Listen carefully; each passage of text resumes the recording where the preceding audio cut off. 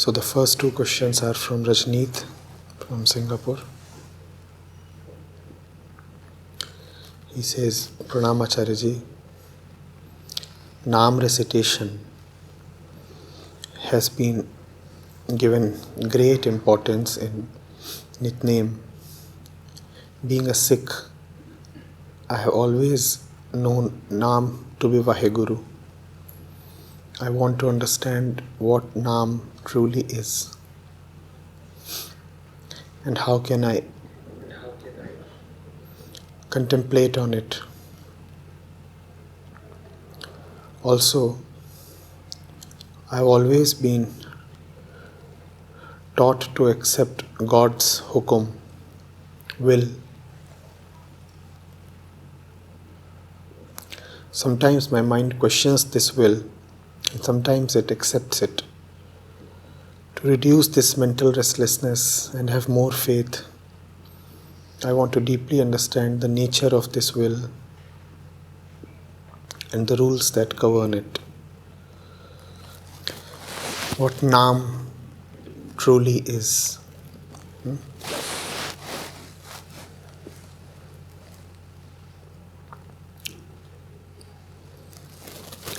The ego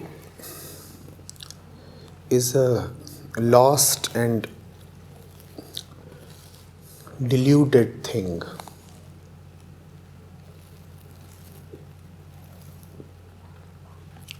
It needs signs, indicators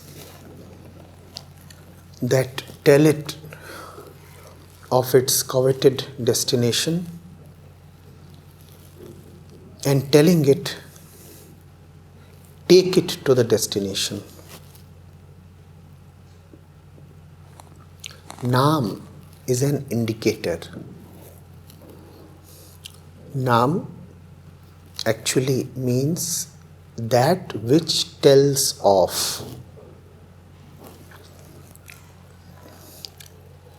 Take the commonplace example of a person's name. When the name comes to you, then that little name, that little arrangement of sounds brings to you the entire imagery of the person's personality,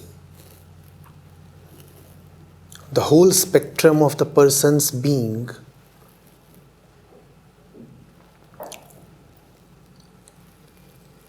is reminded to you by the little indicator, the name. So that's what the Naam, the name is, an indicator.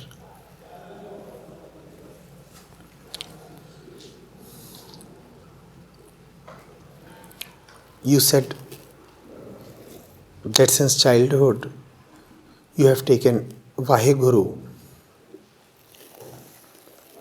as the Naam. That is very right and very beautiful, because the highest indicator and the best reminder and the most throbbing proof of the ultimate is the Guru.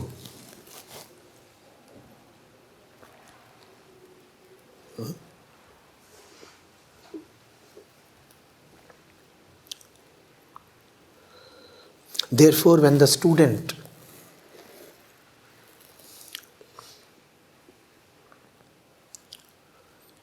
says Vaheguru,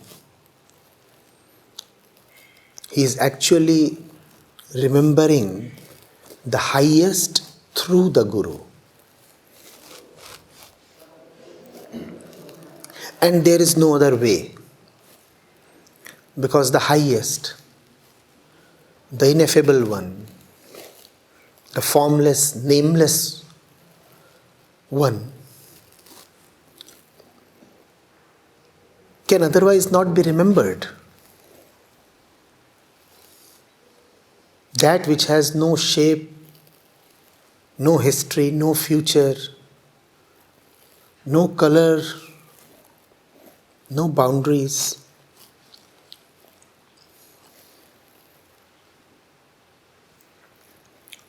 has no way of making it to one's consciousness.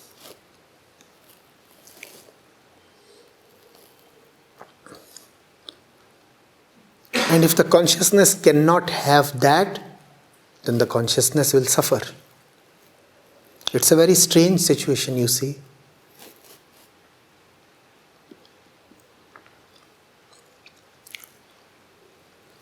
The mind cannot live without the truth.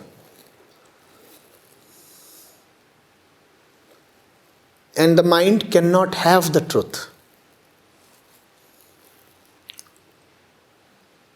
Because their dimensions are different.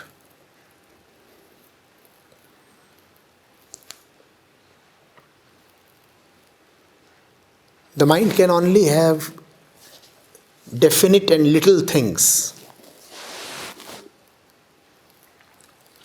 The mind cannot have the absolute.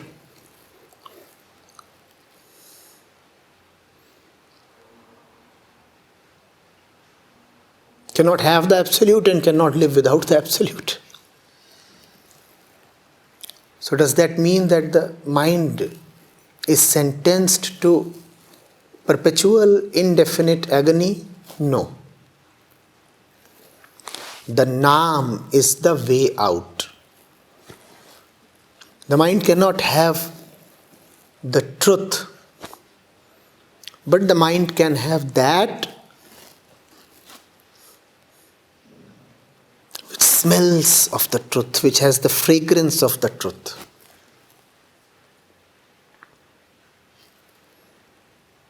Which reminds of the truth.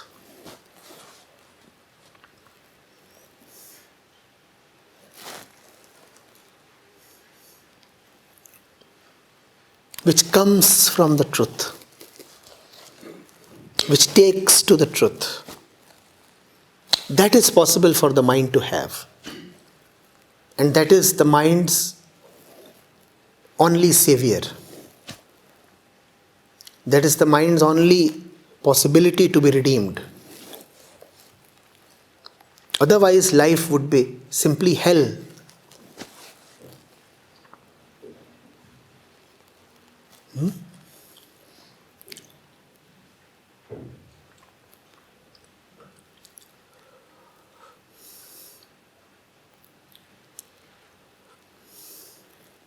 If you just ask as a matter of principle, that sign, that indicator can be anything.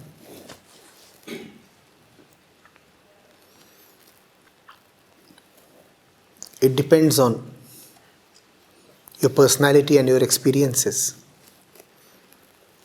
Theoretically, it is possible for anything to serve as a reminder of the truth. A cup of tea, a tree trunk, a raindrop,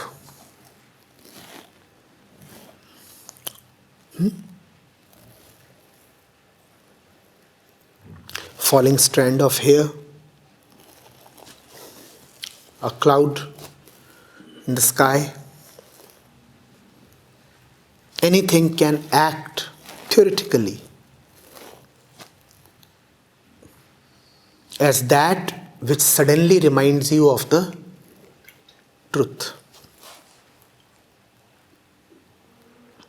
But of all the possible symbols, of all the possible insignia, what has proven to be the most useful one practically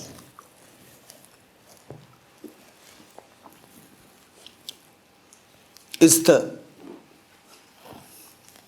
name, form, being of the Guru.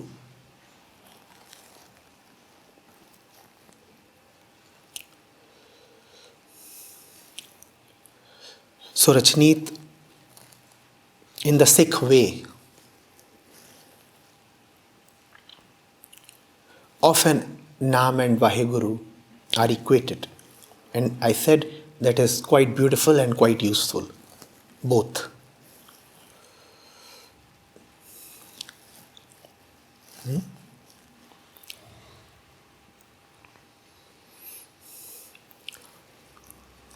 Truth has no name, no naam, but it is a compulsion of the ego. It is a severe constraint and limitation.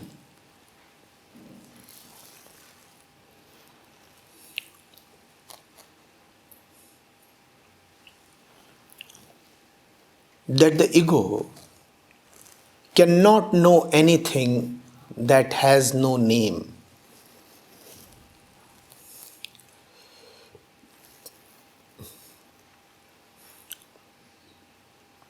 Therefore, the student has to choose a proper name to reach the nameless one. The student has to choose a proper form to reach the formless one. There is no other option. We are beings of name, forms, bodies. So we'll have to proceed through names, forms, and bodies. We live in names, forms, and bodies. There is no escape from our predicament. It's just that we must choose the right name, the right form, the right body. Our mind would necessarily be occupied with some name or the other.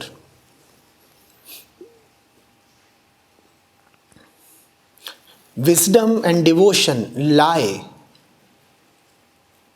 in being very particular about the name that fills your mind. It cannot be any random name. You have to be very clear about what occupies your mind. If the right name can occupy your mind, it would clear your mind of all names and take you to the nameless.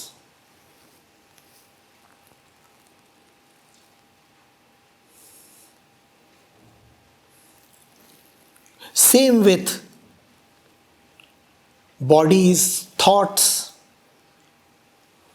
words, stories. Being a person, you would necessarily be related to other persons. Being human, you would necessarily be dealing with thoughts and words. But if you are attentive and devoted enough to choose the right person, the right thoughts, the right words, then the company of the right person will lead you to freedom from all persons and freedom from your own persona as well. If you listen to the right words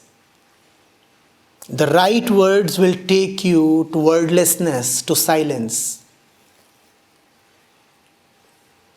If you are found in the right place will take you beyond space.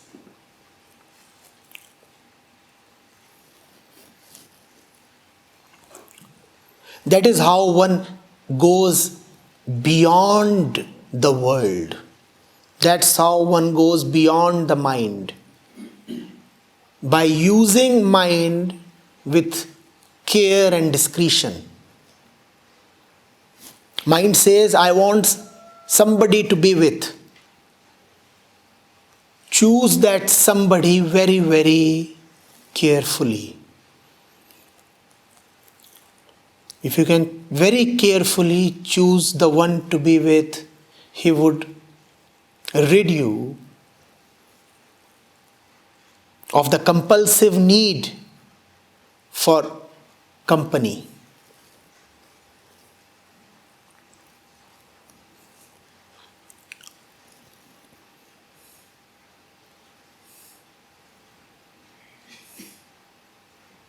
Getting it?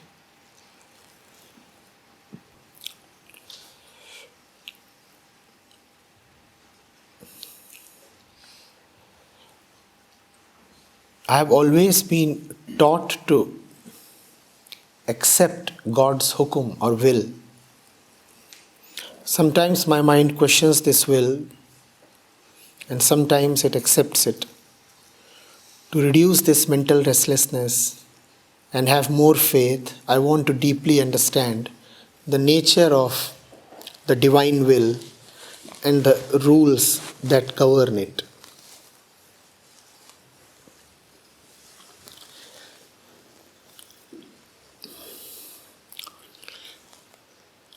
Rachanit, God has kept nothing with himself to will for.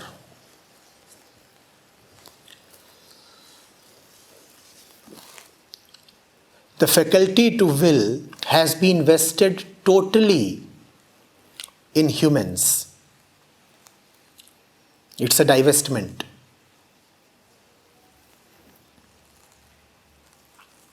That is God's will.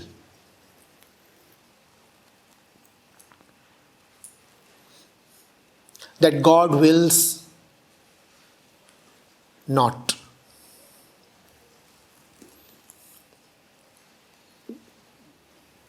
God is absolute. The absolute is absolute freedom.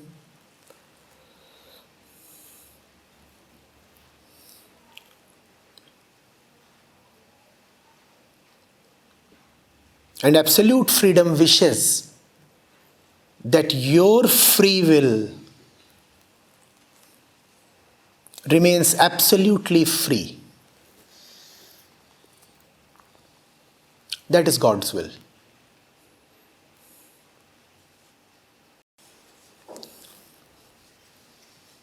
Free of all wills is God.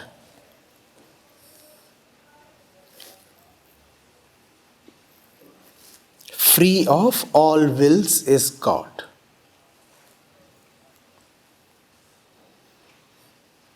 And now that you are the one who has the freedom to will,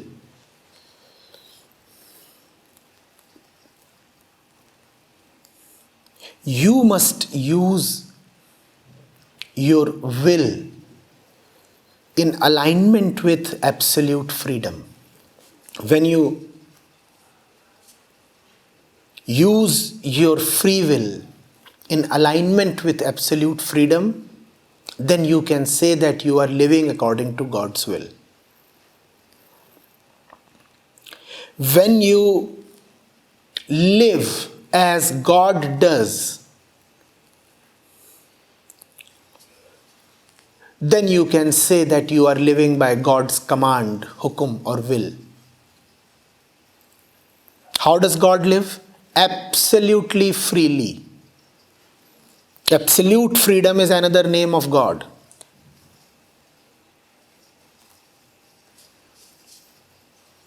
So when you make decisions, if you make decisions in favor of bondages, then you are not following God's will.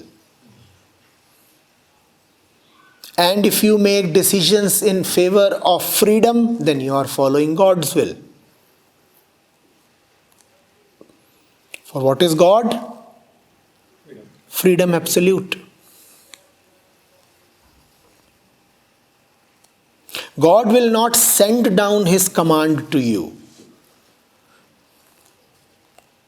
Your being itself is proof and a strong indicator of what God's command is. Isn't your being always hungry for freedom? Isn't your being always craving for truth?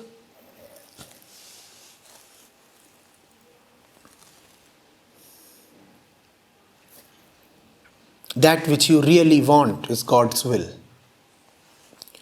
Always choose in favor of your deepest, utterly deepest desire. That is God's will. Whenever you have to make a decision, ask, where does godliness lie? Decide towards godliness. That is God's will.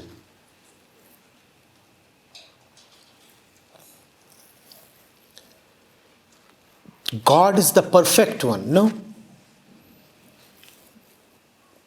And obviously from the perfect one, imperfections cannot come.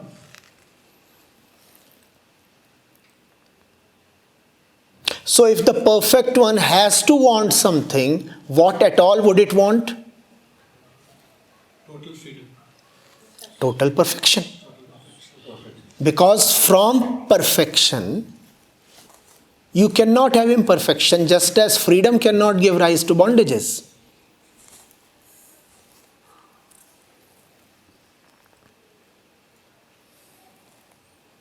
So perfection begets just perfection and only perfection. God is perfect. From God,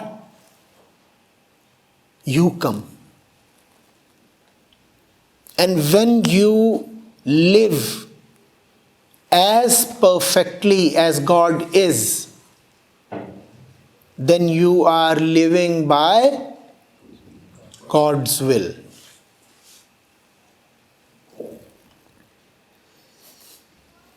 But when you have your own other personal ideas, then you are living by your own will. Getting it?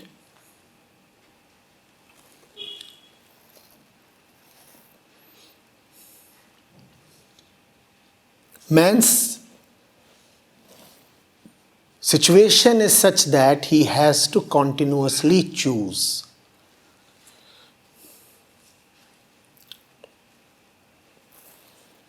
And his test lies in choosing God and God alone again and again. Choosing just once won't do.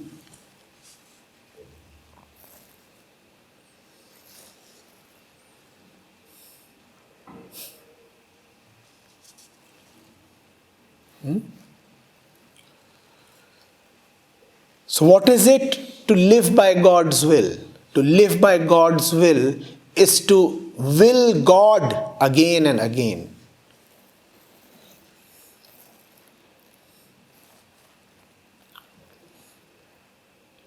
Man must will God. And man has 100 other things to will. When in spite of those 100 other things, man wills God alone, then man is living by God's will.